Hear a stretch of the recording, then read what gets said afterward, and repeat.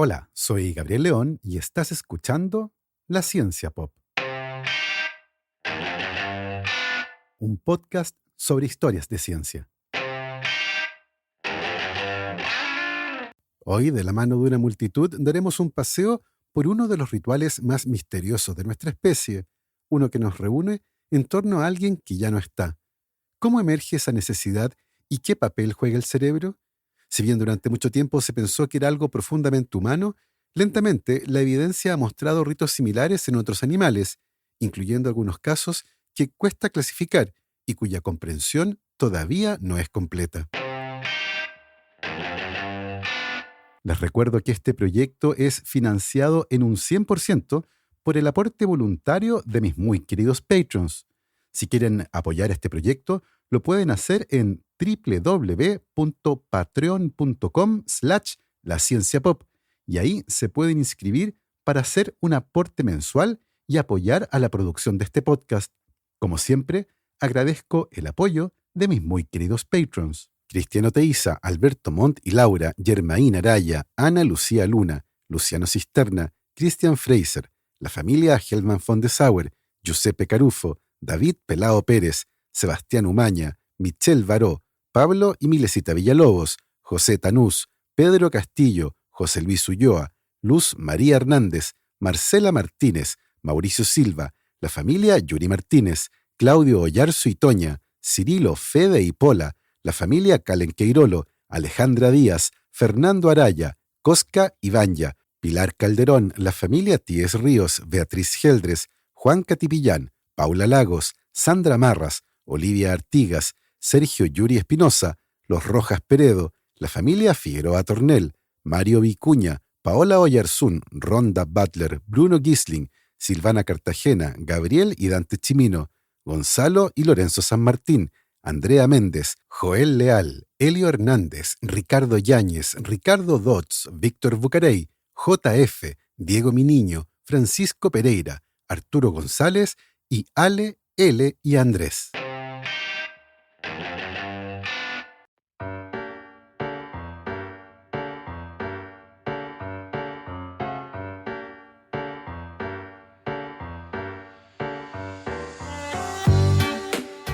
Hace menos de una semana, al mediodía del domingo 7 de junio, la fila para entrar al Polideportivo Gatica de Villa Domínico en el barrio de Avellaneda de Buenos Aires superaba las 50 cuadras. Más tarde, la fila se extendió por 8 kilómetros, alcanzando el límite de la ciudad de Buenos Aires, con una demora estimada de 4 horas para ingresar al predio. Ese día, más de 1 millón de personas se acercó a los alrededores del estadio, y unas 500.000 lograron ingresar a la Capilla Ardiente. Estaban ahí para despedir a Carlos Alberto Solari, el indio, líder histórico de Patricio Rey y sus redonditos de ricota. Durante más de 18 horas, una multitud desfiló por el polideportivo y la familia no fijó un horario de cierre porque no quería que nadie perdiera su oportunidad de decirle adiós. Solari tenía 77 años, padecía Parkinson desde hace una década y su carrera como músico había sido intensa pero acotada. Los redonditos de ricota se separaron en 2001. Sus recitales en solitario eran esporádicos y siempre masivos, hasta que la enfermedad se los fue impidiendo. Y sin embargo, la relación entre él y su público había producido durante décadas algo que los sociólogos de la música no terminaban de explicar con los marcos habituales. Una devoción que sus seguidores llaman explícitamente la misa ricotera, y que el domingo 7 de junio se manifestó como uno de los funerales más multitudinarios que Argentina ha visto, en el velorio de un hombre que nunca fue presidente, ni papa, ni general, sino músico. Ese es el recordatorio más reciente de algo profundamente humano y que durante la historia ha visto casos difíciles de entender. En febrero de 1989, el ayatolá Ruhollah Khomeini murió en Teherán, y lo que ocurrió en las horas siguientes no tiene paralelo razonable en la historia moderna. Los observadores internacionales calcularon que entre 5 y 10 millones de personas salieron a las calles de la capital iraní,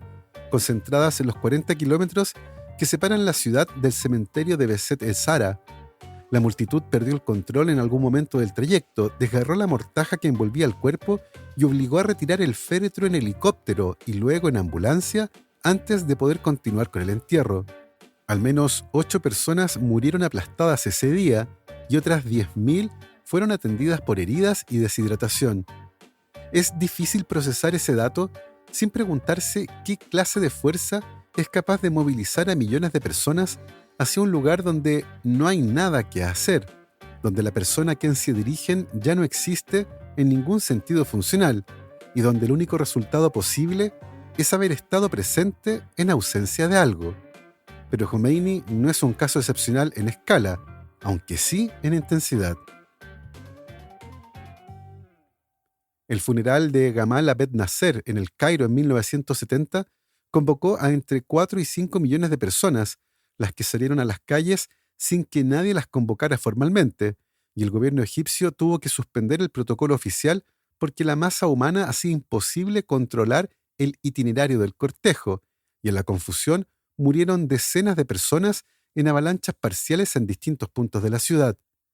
El funeral de Víctor Hugo en París en 1885 fue el primero de la era industrial en alcanzar esa escala urbana, con casi 2 millones de personas desfilando ante el Arco del Triunfo en una sola jornada. Algo notable porque Víctor Hugo no era un líder político ni un jefe religioso, sino un escritor, lo cual dice algo sobre la capacidad de la literatura para crear vínculos que se sienten personales, aunque ocurran a través del papel. El funeral de Kim Jong-il en Pyongyang en 2011 es un caso más complicado de leer, porque el Estado norcoreano organizó la escenografía del duelo con una precisión casi imposible distinguir la emoción espontánea del cumplimiento obligatorio. Pero incluso considerando ese sesgo, las imágenes de cientos de miles de personas llorando en las calles tienen una fuerza visual que trasciende al contexto político. Y en septiembre de 1997, cuando Diana Spencer fue enterrada en Inglaterra después de un funeral transmitido en directo a más de 2.500 millones de personas en todo el planeta, las flores depositadas frente al Palacio de Kensington formaban una capa de más de 2 metros de profundidad y cubrían varios kilómetros de acera, y los servicios municipales de Londres tardaron semanas en procesar esa enorme cantidad de materia vegetal en descomposición. La pregunta que emerge de todos estos casos no es sociológica ni política, aunque puede leerse en esos términos. La pregunta es más antigua y tal vez más básica. ¿Por qué los seres humanos necesitamos estar presentes ante nuestros muertos? ¿Y por qué esa necesidad puede escalar hasta producir el mayor movimiento voluntario de personas que muchas ciudades han registrado en su historia? La respuesta más honesta es que no lo sabemos con precisión, pero sí sabemos que no empezó con nosotros y que es mucho más antigua de lo que la mayoría de los marcos explicativos convencionales estaban dispuestos a aceptar.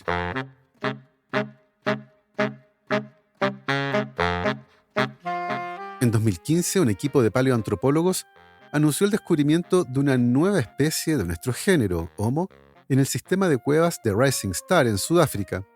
La llamaron Homo naledi, y lo que encontraron en esas cuevas fue tan perturbador para la narrativa establecida que muchos especialistas tardaron años en aceptarlo. Los restos del Homo naledi aparecieron en una cámara subterránea a la que solo se puede acceder descendiendo por una grieta de menos de 20 centímetros de ancho durante varios metros, en condiciones de oscuridad total, sin evidencia de que hubiera animales carroñeros que hubieran transportado los huesos hasta allí y sin rastros de sedimentación hídrica que explicara su acumulación natural. La hipótesis del grupo de investigadores, y que publicaron de manera más extensa el 2023 en la revista eLife, es que el Homo naledi depositaba deliberadamente a sus muertos en esa cámara,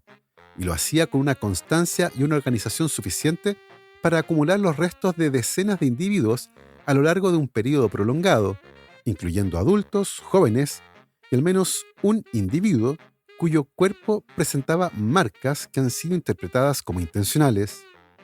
El Homo naledi tenía un cerebro de entre 400 y 600 centímetros cúbicos, aproximadamente un tercio del volumen cerebral humano moderno, y sin embargo, habría sido capaz de organizar un comportamiento de depósito deliberado de cadáveres que requería no solo coordinación logística, sino algo parecido a una intención sobre qué hacer con los muertos, lo cual contradice directamente la idea de que los rituales fúnebres son una consecuencia del tamaño cerebral o de las capacidades lingüísticas avanzadas. El debate evidentemente sigue abierto y hay varios investigadores que cuestionan la interpretación del grupo de paleoantropólogos. Pero incluso los escépticos reconocen que los datos son difíciles de explicar sin alguna forma de comportamiento intencional y repetido hacia los cadáveres. Ahora bien, antes de Rising Star, el registro más antiguo razonablemente aceptado de entierro deliberado correspondía a los restos dejados por el hombre de Neandertal, y en particular a los restos de Shanidar en Irak, donde Ralph Solecki excavó en los años 50 y encontró concentraciones inusuales de polen de flores junto a esqueletos neandertales, lo que interpretó como evidencia de que estos individuos enterraban a sus muertos con ofrendas florales. Esa interpretación fue impugnada décadas después, cuando otros investigadores señalaron que el polen podría haber llegado hasta los huesos a través de roedores que usaban las mismas cuevas como madriguera y que transportaban restos de flores y polen en su pelaje, y el debate sobre los neandertales y sus rituales sigue siendo uno de los más vivos de la paleoantropología, con argumentos sólidos en ambos sentidos y sin una resolución en vista a corto plazo. Lo que sí está razonablemente establecido es que el Homo sapiens enterraba a sus muertos de manera inequívocamente intencional hace al menos 100.000 años, como documentan las tumbas de Kafse en Israel, donde los cuerpos aparecen en posiciones claramente deliberadas, con objetos depositados junto a ellos y en algunos casos con restos de ocre rojo que los investigadores interpretan como pigmento aplicado ritualmente sobre el cuerpo o alrededor de él. El ocre rojo es llamativo porque no tiene ninguna función práctica en este contexto.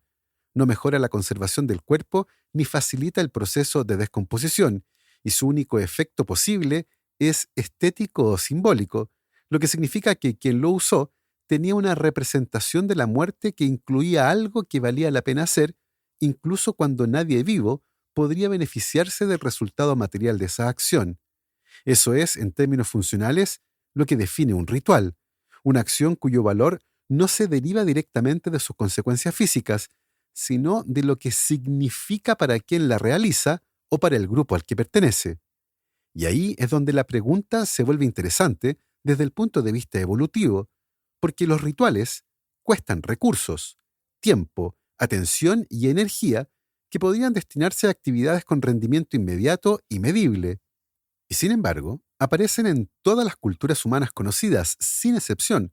lo cual sugiere con fuerza que deben cumplir alguna función que justifique ese costo de manera consistente a lo largo del tiempo.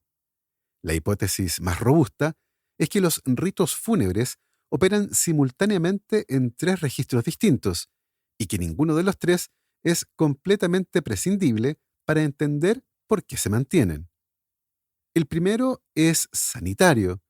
Los cadáveres, después de todo, son vectores de patógenos, y en una especie como la nuestra, que vive en grupos lo suficientemente densos para que la comunicación social sea posible, la exposición colectiva a cadáveres humanos, sin ningún procedimiento de manejo, representa un riesgo epidemiológico real, de manera que el entierro y la cremación, cualquiera sea su significado simbólico, tiene también un efecto práctico al reducir la presencia de agentes infecciosos en el ambiente compartido y de limitar la atracción de animales carroñeros hacia el asentamiento.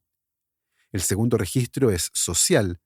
La muerte de un individuo dentro de un grupo genera una perturbación en la estructura de relaciones, roles y jerarquías que ese individuo ocupaba, y el rito fúnebre funciona como un procedimiento colectivo de reorganización, en el que el cuerpo reconoce públicamente la ausencia, redistribuye simbólicamente lo que el muerto representaba, reafirma los vínculos entre quienes permanecen y marca de manera explícita el límite entre el tiempo en que ese individuo existía y el tiempo en que ya no existe. El tercer registro es el más difícil de operacionalizar, pero probablemente el más específicamente humano. Los seres humanos somos la única especie que tiene conocimiento anticipado y abstracto de su propia mortalidad. Es decir, sabemos que vamos a morir mucho antes de que la muerte sea inminente, y ese conocimiento sin manejo produce lo que los psicólogos evolutivos llaman terror existencial, una forma de ansiedad crónica que interferiría con el funcionamiento normal si no hubiera mecanismos culturales para contenerla y darle forma. Los ritos fúnebres son parte central de ese mecanismo de contención, al convertir la muerte en un proceso con forma y sentido, con pasos previsibles y gestos reconocibles, con un lugar determinado para que ocurra y una duración acotada, reducen la entropía cognitiva de enfrentarse a algo que, de otro modo, sería pura discontinuidad sin estructura, que hacen posible que el grupo continúe funcionando incluso cuando uno de sus miembros ha dejado de existir.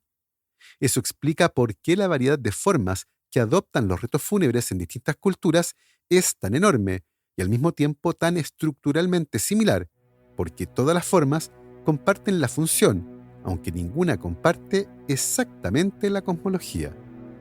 Las torres del silencio zoroástricas, por ejemplo, donde los cuerpos se depositan en plataformas circulares elevadas para que sean consumidos por buitres y sus huesos blanqueados por el sol, son funcionalmente equivalentes a los entierros submarinos de algunas culturas polinésicas, a la cremación védica del cuerpo en una pira de madera de sándalo junto al río Ganges, y los entierros en árboles de los caviteños de Filipinas, donde el cuerpo se coloca en un ataúd tallado en el tronco de un árbol vivo. Todas estas formas convierten la muerte en un proceso con dirección, que tiene comienzo y un final, y con un lugar determinado para el cuerpo que impide que permanezca indefinidamente en el espacio compartido de los vivos. La variación entre culturas no es arbitraria, sino cosmológica.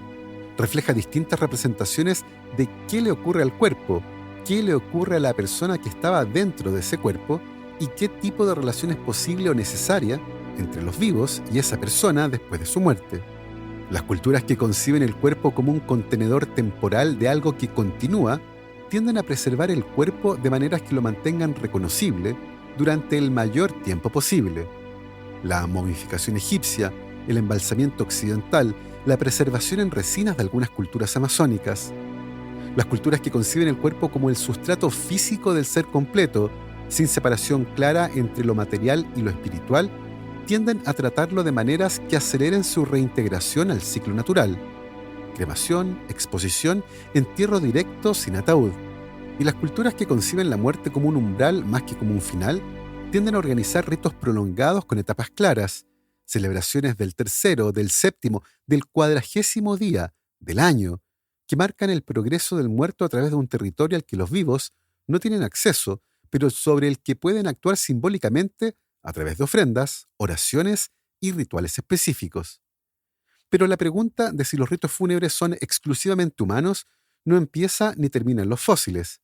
porque hay animales vivos que hacen cosas ante sus muertos que la ciencia todavía no sabe clasificar con precisión. El caso más documentado y más debatido en la literatura es el de los chimpancés hembra, que cargan a sus crías muertas durante periodos prolongados, a veces días, a veces semanas, manteniéndolas en contacto corporal, acicalándolas y respondiendo con agitación cuando otros individuos del grupo intentan tocar el cadáver.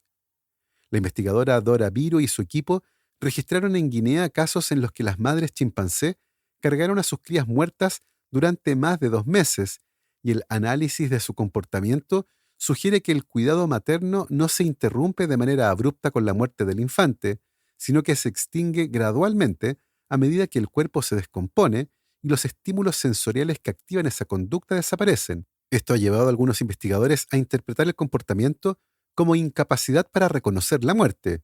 y a otros a interpretarlo como algo que se parece funcionalmente al duelo. Hay también registros de grupos de chimpancés que rodean a individuos moribundos en silencio, que inspeccionan los cadáveres de adultos conocidos con una atención y una calma inusuales, y que en algunos casos evitan los lugares donde murieron miembros del grupo durante periodos posteriores. Los elefantes africanos añaden otra capa. Tocan los huesos de congéneres muertos con la trompa de manera sistemática,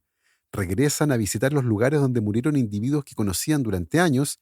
y muestran respuestas fisiológicas medibles ante el olor de cadáveres de miembros de su grupo familiar.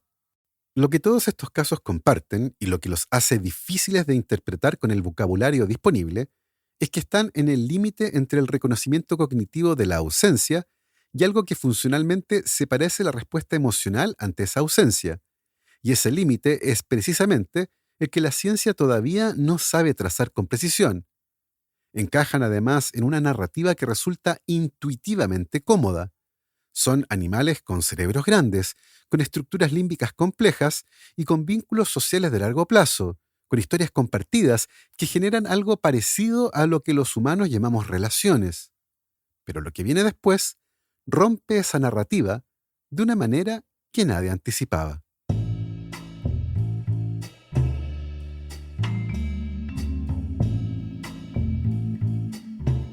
En el otoño de 2012, en un bosque del estado de Washington, una investigadora llamada Cale Swift observó algo que había visto antes en condiciones informales, pero que ahora estaba registrando de manera sistemática por primera vez. Un grupo de cuervos se congregó alrededor del cadáver de uno de sus congéneres. Permaneció en silencio durante varios minutos, vocalizó brevemente con llamadas que los investigadores ya habían identificado como señales de alerta, y luego se dispersó sin que hubiera ningún depredador visible en el área que justificara el comportamiento de alarma.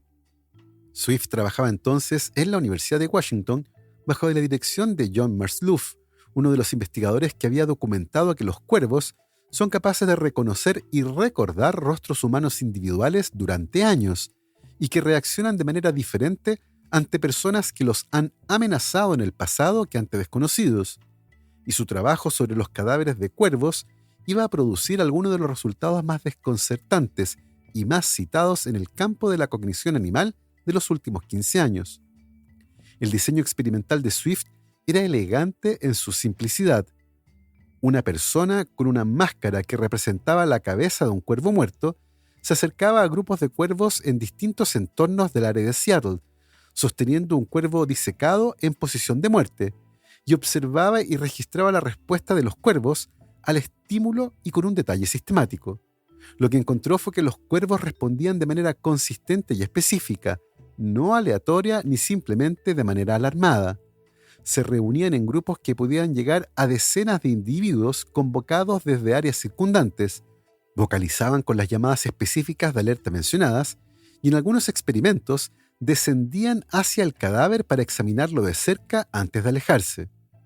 Pero el dato más interesante no era la congregación en sí, sino lo que ocurría durante las semanas siguientes al experimento. Los cuervos que habían presenciado la escena evitaban el área donde habían visto el cadáver, mostraban niveles elevados de vigilancia y de respuesta a estímulos de alarma en esa zona específica, y en algunos casos seguían con la mirada a la persona que había llevado el cadáver cuando la veían en otros contextos, como si lo hubieran asociado de manera duradera con algo peligroso. Dicho de otro modo, los cuervos no solo respondían a la muerte, sino que aprendían de ella, y ese aprendizaje modificaba su comportamiento de manera duradera y localizada en el área donde había ocurrido, lo cual tiene una lógica adaptativa clara, pero requiere una representación del mundo considerablemente más sofisticada que la simple respuesta de alarma a un estímulo presente. El fenómeno tiene un nombre informal entre los investigadores que lo estudian. Los llaman funerales de cuervos, aunque Swift es la primera en señalar que esa denominación es muy problemática porque proyecta sobre el comportamiento animal un conjunto de supuestos sobre intención, significado y conciencia que la investigación no puede confirmar ni descartar con los métodos disponibles actualmente. Las hipótesis que los investigadores han propuesto para explicar el comportamiento son varias y no son mutuamente excluyentes entre sí. La más parsimoniosa es la hipótesis de evaluación de peligro. Cuando un cuervo ve a otro cuervo muerto, esa muerte es información ambiental relevante, porque algo mató a ese cuervo en ese lugar, y congregarse alrededor del cadáver permite a los individuos del grupo evaluar colectivamente si la amenaza sigue presente, identificar posibles depredadores en el área y compartir esa información a través de las vocalizaciones específicas que acompañan la conducta. Esta hipótesis predice precisamente el patrón de evitación posterior que Swift documentó. Si el cadáver indica peligro, tiene sentido que los cuervos eviten el área asociada durante un periodo posterior, no por duelo, sino por precaución adaptativa, de la misma manera que un animal que sobrevivió a una emboscada en un punto concreto del territorio puede evitar ese punto durante meses, incluso cuando el depredador ya no está presente. La segunda hipótesis es la del aprendizaje social. La presencia de un cadáver de cuervo en un contexto determinado puede transmitir información sobre qué lugares, qué comportamientos o qué interacciones con otras especies son peligrosas, de manera que los individuos más jóvenes que observan la congregación aprenden, sin haber tenido la experiencia directa que mató al cuervo muerto, qué tipo de situaciones conviene evitar. Esta hipótesis tiene respaldo empírico sólido en otros comportamientos de cuervos.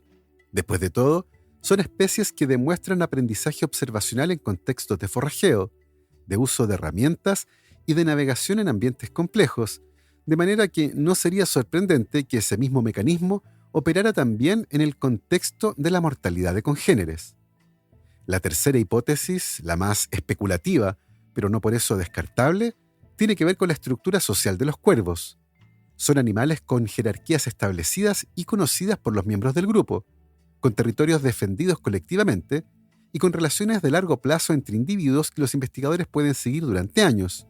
Y la muerte de un miembro del grupo, especialmente si ese miembro tenía un rango elevado o un rol social particular, genera una perturbación en esa estructura que necesita resolverse de alguna manera para que el grupo funcione con normalidad.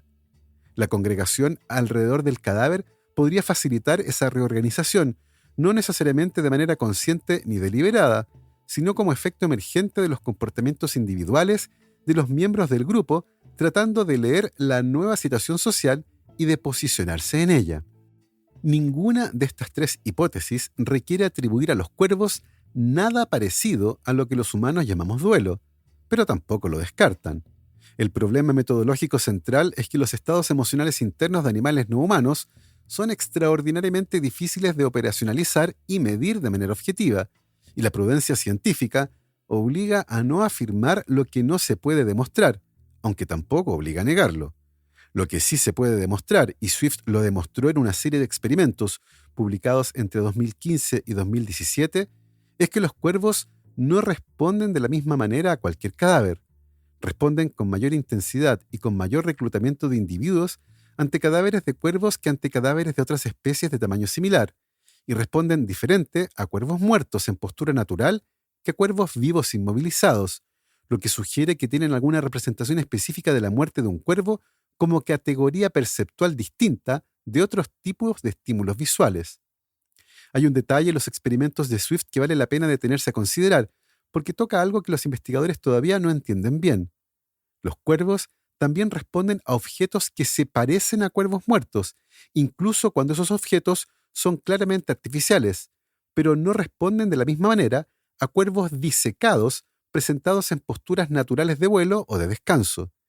Eso significa que su representación de un cuervo muerto no se basa solo en el reconocimiento de la especie, sino en algo más específico que tiene que ver con la postura particular del cuervo en ese estado, con la inmovilidad, con la configuración específica de un animal que ha dejado de mantener su postura activa, lo cual implica un nivel de abstracción conceptual que los investigadores todavía están tratando de caracterizar con la precisión suficiente. En otras palabras, los cuervos parecen tener algo funcionalmente equivalente a un concepto de muerte, aunque ese concepto probablemente sea diferente del concepto humano en dimensiones que no sabemos exactamente cómo comparar, porque no tenemos acceso a cómo se representa la muerte desde el interior de un cerebro de cuervo. Los trabajos de Swift abrieron una línea de investigación que desde entonces se ha expandido a otras especies, incluyendo urracas y otras aves con capacidades cognitivas complejas, como los loros, y en todos los casos, los investigadores han encontrado variantes del mismo patrón básico, respuestas específicas y organizadas ante cadáveres de congéneres que no se explican por alarma simple ni por curiosidad general, y que incluyen componentes de atención sostenida, evaluación activa y vocalizaciones que no aparecen en otros contextos conductuales.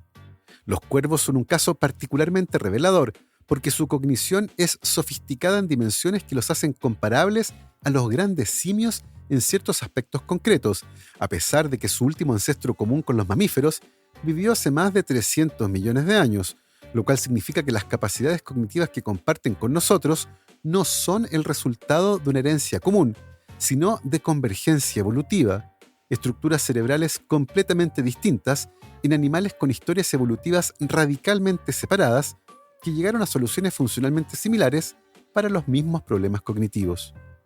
Tal vez el gran problema de todo esto es que llamar funeral a lo que hacen los cuervos es proyectar sobre ellos un marco conceptual humano que podría ser completamente inadecuado para describir lo que ocurre realmente. Pero negarse a usar esa palabra porque los cuervos no tienen religión ni lenguaje verbal ni cultura acumulativa en el sentido humano, podría estar subestimando sistemáticamente lo que ocurre en esas congregaciones silenciosas en el bosque, donde un grupo de animales con cerebros del tamaño de una nuez se detiene ante uno de los suyos que ha dejado de moverse y hace algo que todavía no sabemos nombrar con precisión y que quizás no podamos nombrar sin inventar palabras nuevas para cosas que resultan ser mucho más antiguas de lo que pensábamos. Así hemos llegado al final de este episodio y al terminar, por supuesto, me quiero despedir agradeciendo el apoyo incondicional de mis muy queridos patrons: Guillermo, Sebastián y Celeste Acuña, Edu Arnelo, la familia Gutiérrez Jorquera, Juan Pablo Cortese, Gail Jewell, Javier Ocaranza, J. Pérez, Matías y Chay, la familia Verdugo Enríquez, Andrés Arias, la familia Moya Velázquez, Katia Ramírez, Rolando Cosio, Javiera Castro, Wolfram Gurlich, la familia Gallegos Iturriaga, los Piñones Guisique, Playita Restobar Guanaqueros, Rodrigo Salas, Luciano Santana, Alecito Enríquez y Sandra, Carlos Schwarzenberg, Claudio Fuentealba, Martina y Julieta Moscoso, la Cervecería Intrinsical, Gaspar y Ray Bravo, Maida Bofil, Chalo y Katia, Alfonso y Esteban Maureira, San Blas La Serena, Lucía Ollarse, la carrera de Ingeniería en Estadística y Ciencia de Datos de la Universidad de Valparaíso, la familia Acuña Landaur, Carlos Pedraza, Patti y JP de La Serena, Felipe González Odar, Ceci Palomitas, de Xavi Sound, Francelis Araujo, Francisco Correa, Salvatore Viola y León Aguirre Carrasco. Nosotros nos volvemos a encontrar el próximo viernes. Que esté muy bien, cuídense mucho, lávense las manos y por supuesto, que la ciencia los acompañe.